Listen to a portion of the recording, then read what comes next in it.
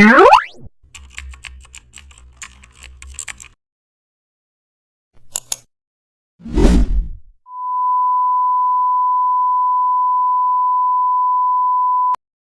back to the channel and don't forget to like, share and subscribe for more updates. Today we are diving into an exciting tutorial how to create a web button in Adobe Photoshop. Open Adobe Photoshop and create a new document with a suitable size for your web button and set the resolution to 72 ppi and the color mode to RGB.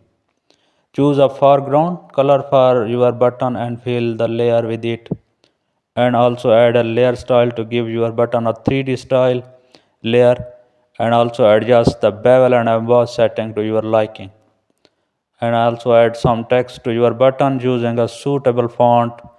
Center the text horizontally and vertically on the button and add some effects to the text. Create a new layer